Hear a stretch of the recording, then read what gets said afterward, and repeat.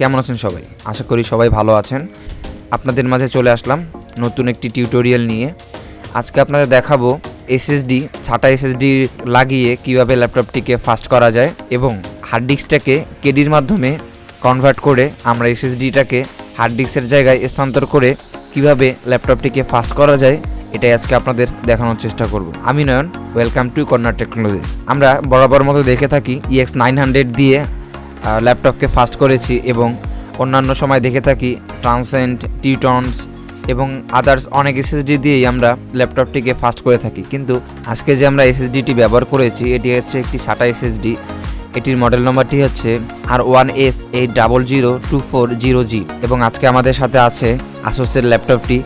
এটিকে আমরা ফাস্ট করব। এটির মডেল নম্বরটি হচ্ছে Asus X441U। চলুন তাহলে কিভাবে এসএসডি লাগানোর মাধ্যমে ল্যাপটপটিকে ফাস্ট করা যায় এটি আজকে আপনারা দেখানোর চেষ্টা করব।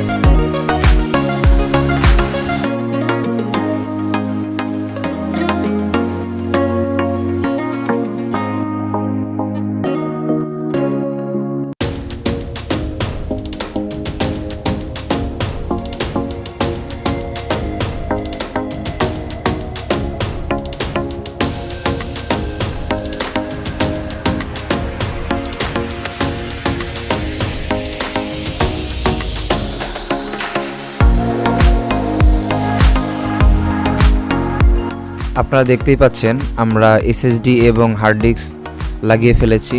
দেখেন আমরা হার্ড ডিস্কের যে জায়গাটা ওটাতে এসএসডি লাগিয়েছি এবং ডিভিডি রুমের যে জায়গাটা ওখানে একটা কেডির মাধ্যমে হার্ড ডিস্কটাকে কনভার্ট করেছি।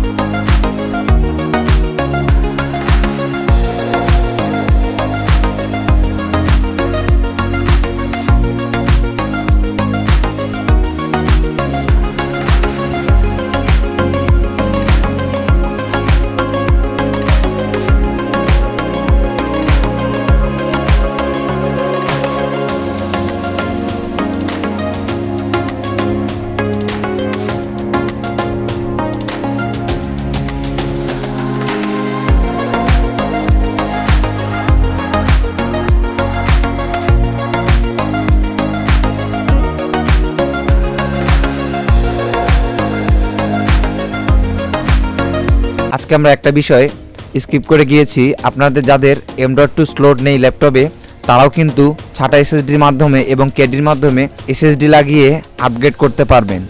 এজন্য আপনাদের দুশ্চিন্তার কোনো কারণ নেই। আজকের ভিডিওটি এ পর্যন্তই। ভিডিওটি যদি ভালো লেগে থাকে তাহলে লাইক, কমেন্ট, শেয়ার করবেন। সাবস্ক্রাইব করতে ভুলবেন না। আল্লাহ হাফেজ।